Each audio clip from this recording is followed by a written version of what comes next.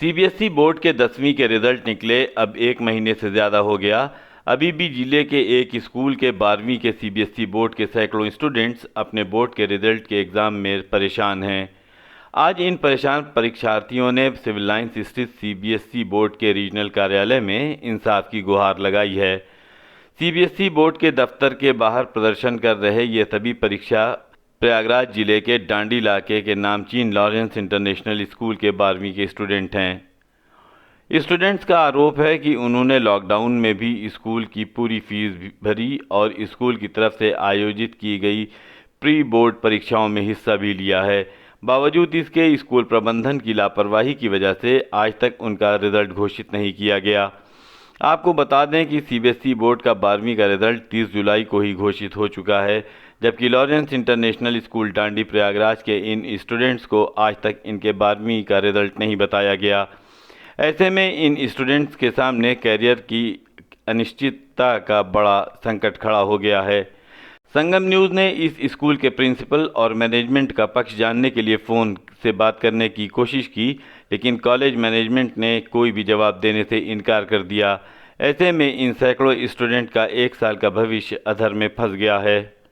हम लोग Lawrence international school Prayagraj के स्टूडेंट्स हैं, 12वीं कक्षा के हैं। सीबीएसई बोर्ड से एफिलिएशन है उस स्कूल का। 30 जुलाई को रिजल्ट आ गया हम लोग का। आज 1 महीने हो गए और हम लोग भटक रहे हैं। हमें ये तक भनक तक नहीं पता है कि हम लोग कहाँ पे हैं, कहाँ पे क्या मैटर हो रहा है। हम लोग कैंडिडेट हैं सीबीएसई से एफिलिएटेड क्लास 12 बोर्ड्स के। हम लोग का रिजल्ट नहीं पता सीबीएसई का।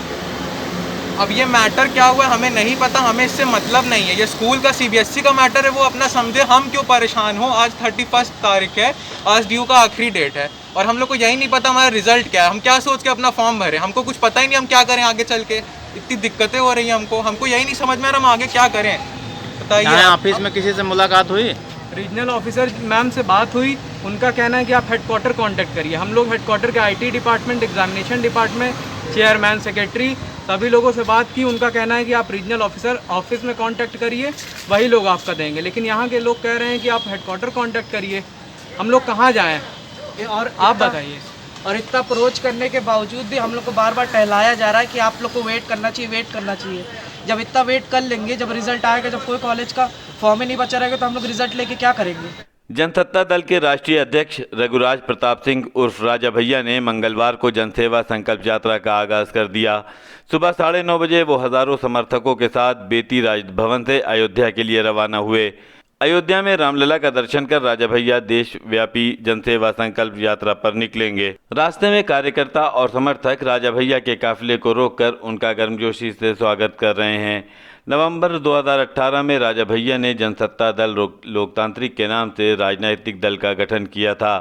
वर्ष 2022 में होने वाले प्रदेश के विधानसभा चुनाव में राजा भैया की पार्टी पहली बार मैदान में उतरेगी। जनसेवा संकल्प यात्रा विधानसभा चुनाव का आधार तय करेगी। राजा भैया जनसेवा संकल्प यात्रा के तहत प्रदेश के सभी जिलों में जाएंगे। विधानसभा चुनाव में जनसत्ता दल लोकतांत्रिक की सभी सीटों से उम्मीदवार उतारने की तैयारी है। संकल्प यात्रा को लेकर जनसत्ता दल लोकतांत्रिक के कार्यकर्ताओं का उत्साह बढ़ गया है। संकल्प यात्रा में राजा भैया के साथ पूर्व सांसद शैलेंद्र प्रताप, विधान परिषद सदस्य अक्षय प्रताप सिंह उर्फ गोपाल जी, पार्टी के राष्ट्रीय महासचिव डॉक्टर KN ओझा, प्रदेश अध्यक्ष विनोद सरोज के अलावा हजारों की संख्या में पार्टी नेता अयोध्या के लिए रवाना हुए। जिले में जगह जगह राजा भैया का जोरदार स्वागत किया गया। प्रयागराज शहर के नैनी कादीपुर मोहल्ले में जन्माष्टमी पर्व पर बजाए जा रहे गाने और पटाखों के बीच अज्ञात हमलावरों ने घर के अंदर सो रहे बुजुर्ग की गोली मारकर हत्या कर दी।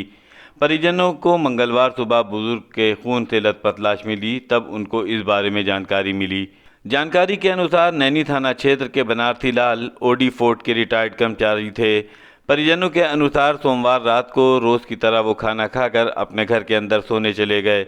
इस बीच जन्मोत्सव पर फोड़े जा रहे पटाखों और डीजे की तेज धुन के बीच अज्ञात हमलावरों ने घर में घुसकर उन पर ताबड़तोड़ फायरिंग से की और चले गए। उनकी मौके पर ही मौत हो गई। परिवार सुबह उठा तो उनकी हत्या के बारे में जानकारी हुई। सूचना पर पहुंची पुलिस ने शव को पोस्टमार्टम के लिए भेजकर जांच पड़ताल शुरू कर दी है। आज सुबह करीब 7 बजे थाना नैनी पर ये सूचना प्राप्त हुई थी कि एक व्यक्ति बनारसी लाल वर्मा, उनके सिर में किसी व्यक्ति ने गोली मार दी है। इस सूचना पर तत्काल SHO नैनी फोर्स के साथ यहाँ पर आए। फील्ड यूनिट और फॉरेंसिक यूनिट को भी यहाँ पर बुलवाया गया है।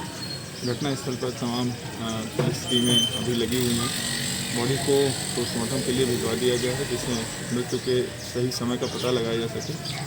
अभी तक की प्रारंभिक पूछताछ में ये बात आई है कि ये बनारसी लाल जी अपने घर में अकेले रहते थे। उनकी पत्नी का स्वर्गवास कुछ दिनों पहले ही हुआ है और इनके बेटे बहू मिर्ज़ापुर से इनके पास आते जाते रहते थे। घर में किसी प्रकार की प्रॉपर्टी ऑफेंस की बात नहीं सामने आई, जो कोई सामान भी ऐसा अस्त व्यस्त नहीं मिला है।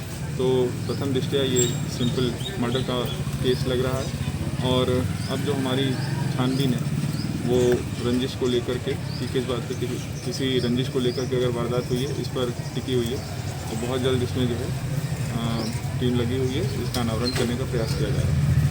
अखिल भारतीय अखाड़ा परिषद के अध्यक्ष नरेंद्र गिरी ने देश के लिए शीघ्र जनसंख्या नियंत्रण कानून बनाने की मांग की है। प्रयागराज में मीडिया से मुखातिब होते हुए उन्होंने कहा कि जिस तरीके से आसपास के पड़ोसी देशों में उथल पुथल है, उसे देखते हुए देश की जनसंख्या कानून बनाने की ज़रूरत है। देश के PM और CM से भी इसकी अपील करते हुए उन्होंने कहा कि कानून ऐसा होना चाहिए जिससे सभी राज्य अमल में लाएं। देश में जनसंख्या का संकलन, विकास और सुरक्षा के लिए एक बड़ी चुनौती हो सकता है, लिहाजा इस पर शीघ्र जनसंख्या नियंत्रण कानून बनाया जाए। हमारे राष्ट्र के लिए भी यह शुभ संदेश नहीं है, इसलिए मैं माननीय गृह मंत्री से, माननीय अमित शाह जी से एवं प्रधानमंत्री जी से, आदरणीय मोदी जी से यह मांग करता हूँ कि जनसंख्या नियंत्रण कानून लाना अति आवश्यक है। यदि नहीं लाया गया तो आगे चल कर के एक गंभीर व्यवस्था हो जाएगी और जिसको निपटने में काफ़ी समय लगेगा। पहले से ही जनसंख्या नियंत्रण कानून लाएंगे तो हर प्रांत उसे माने, ऐसा कोई कानून लाना चाहिए। उत्तर प्रदेश के यशस्वी मुख्यमंत्री माननीय योगी आदित्यनाथ जी ने यह कानून लाए हैं, वह प्रशंसा के पात्र हैं। मेरा मानना है कि केंद्र सरकार ऐसा कोई कानून ला दे जिसे सभी राज्य माने, तो ये जो समस्या है वह इसका हल हो सकता है।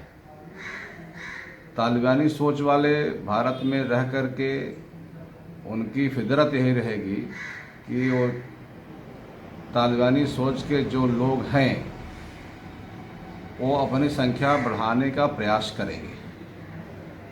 हम सभी मुसलमान भाइयों से निवेदन करते हैं कि जहाँ पे माताओं बहनों का सम्मान न हो, जहाँ पे वह स्वतंत्र हो करके अपना कार्य न कर सकें, ऐसे देश का आप समर्थन क्यों करते हैं?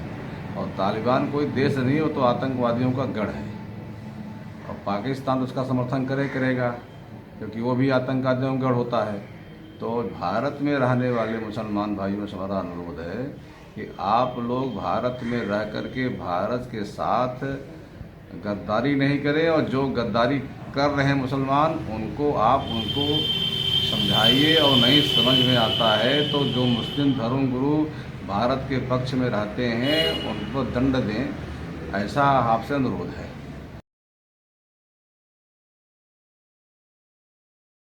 कोरोना के पूरी तरह खात्मे के लिए ज़रूरी है कि हम सभी कोरोना की वैक्सीन ज़रूर लगवाएं।